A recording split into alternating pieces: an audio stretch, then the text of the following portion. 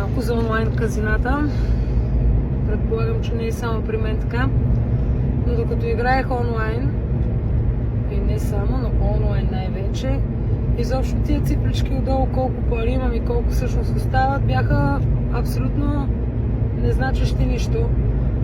Каквато и цифра да беше отдолу, както и да хвърчаха, тия суми за нищо не значиха за мен. Като печелях нищо. Просто е сума, с която да си удължа времето за игра. Мислех си, че играя, нали, защото ми трябват пари, ама ако беше така, нямаше всеки път да си преигравам я наема, я парите за почивка, я нещо друго. Да не говоря колко пъти съм оставала без дизел в колата, защото изигравам парите за дизел. Да се бях научила да сипвам предварително дизел и да си купувам храна.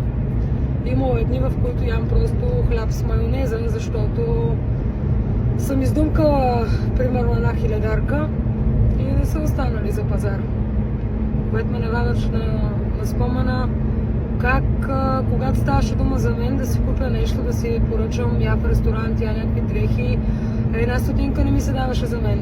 Ако ще примерно едни дънки, да кажем, струват 100 кинта, никога няма да дам 100 или 200 кинта за дънки, докато в казиното това бяха пари за семки. Буквално за 3 минути ги нямаше. И така, това, което исках да кажа за онлайн казината е, че още по-бързо ми излитаха парите.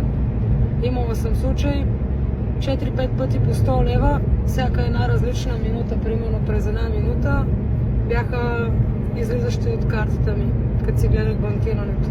Минус 100, минус 100, минус 100, минус 100 и това за 5 минути безумие.